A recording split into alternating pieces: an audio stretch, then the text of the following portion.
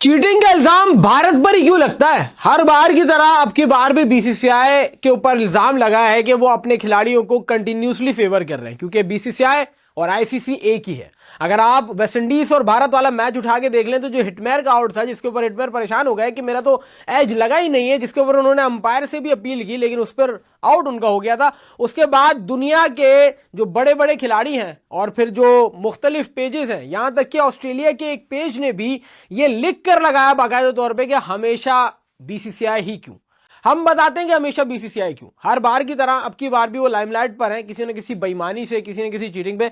कोई ना कोई आईसीसी टूर्नामेंट होता है, भारत की जानिब से अपनी मनमानी की जाती है।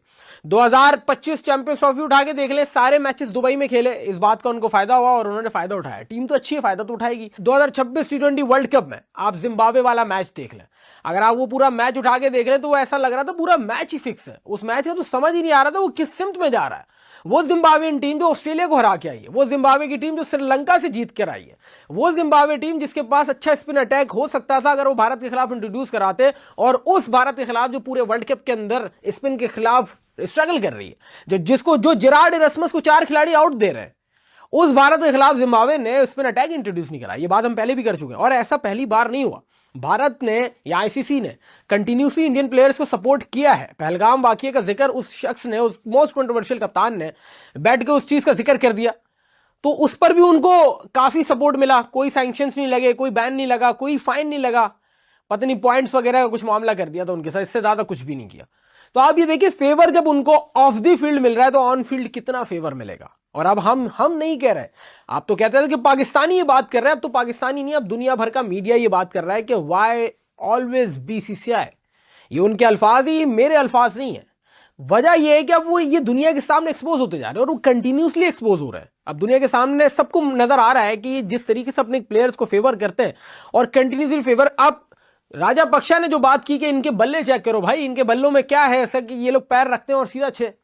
मतलब अभिषेक शर्मा, जिसको सही कहा स्लॉगर है मोहम्मद आमिर ने, वो जिस तरीके से छक्के मार रहे होते हैं, आप देख रहे हैं उनको कल एक छक्का मारा हार्दिक पांड्या ने मारा या सूर्य कुमार यादव ने पैर से फ्लिक कर दिया, बाहर फेंक दिया।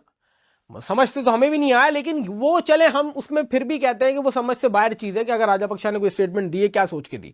लेकिन अब दुनिया भर के प्लेयर्स की आवाजें उठा रहे हैं। जब चैंपियंस ट्रॉफी 2025 का मामला हुआ था तो साबिक खिलाड़ियों ने भी बोला था यार इनको इतनी फेवर क्यों मिल रही है। पाकिस्तान अकेले बोलता रहा, किसी ने भी रिस्पॉन्स नहीं किया। फिर जब अपने घर में कहानी आई, अपने गले पर कहानी आई, तो सबने आहिस्ता आहिस्ता ये कहना शुरू कर दिया कि यार इनको कंटिन्यूसली फेवर मिल रही है।